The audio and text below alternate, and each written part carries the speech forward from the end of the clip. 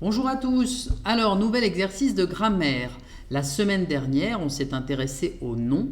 Alors, on est encore dans une période de révision. On s'est intéressé aux noms, aux noms communs, aux noms propres. Et cette semaine, on va s'intéresser à ce qui les accompagne. Et les mots qui les accompagnent, on l'a vu dans le portrait. Si par exemple, je dis « Ce monsieur a deux yeux, un nez et une bouche », ça ne nous aide pas beaucoup pour savoir à quoi ressemble ce monsieur. Par contre, si je vous dis « Ce monsieur a deux yeux enfoncés, noirs, un petit nez retroussé et une large bouche avec des lèvres épaisses », là, eh bien, j'ai une description beaucoup plus précise de la personne. Et comment est-ce que j'ai fait pour avoir cette description plus précise? En utilisant des mots que l'on appelle des adjectifs qualificatifs. Vous les connaissez. C'est encore une révision, mais ce sont les mots auxquels on s'intéresse aujourd'hui. Alors, pour parler de ces mots-là, on va regarder une petite leçon. Qu'est-ce que c'est qu'un adjectif qualificatif? Eh bien, c'est un mot qui donne des renseignements sur le nom. Par exemple, une mignonne petite souris grise. Je sais qu'on parle d'une souris, mais c'est encore mieux si je précise de quoi il s'agit. Eh bien, elle est petite, cette souris. Elle est aussi mignonne. Et elle est grise. Et là, j'ai utilisé trois adjectifs, d'accord, qui sont donc des adjectifs qualificatifs. Voilà. Attention, ne pas confondre l'adjectif avec le complément du nom. L'adjectif, c'est un seul mot. On peut en utiliser plusieurs, mignonne, petite et grise, mais on ne peut pas dire la souris de Julie. On peut le dire, hein, mais de Julie, ce serait deux mots. De Julie, ça va ensemble. Ça, c'est un complément du nom.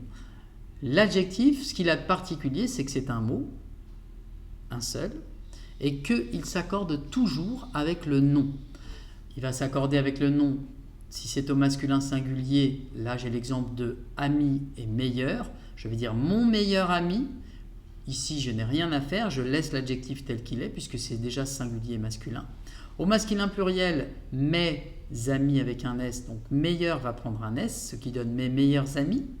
Au féminin singulier, ma meilleure amie, eux, d'accord, ma meilleure, je mets un E parce que ami est une fille. Et au féminin pluriel, mes meilleur ES, ami ES. J'accorde donc meilleur à chaque fois avec le nom qu'il qualifie. Voilà. Si vous avez ça en tête, pas de problème. Première partie de l'exercice, je vous demande de repérer les adjectifs qualificatifs, de les entourer. De les entourer, on a déjà vu hier ce qu'était que entourer. Entourer, ça veut dire je fais ça. Pardon, là je fais des bêtises. Entourer, ça veut dire que je prends un crayon et proprement, avec un crayon, je vais entourer l'adjectif qualificatif. Une fleur fanée. Je parle de quoi quand j'ai dit une fleur fanée? Je parle de une fleur principalement. Et je précise quoi? Je précise qu'elle est fanée.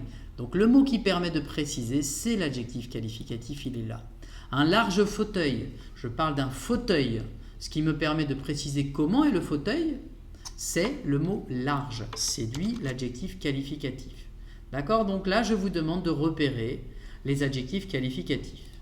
Puis ensuite, ça c'est la première partie, c'est du repérage.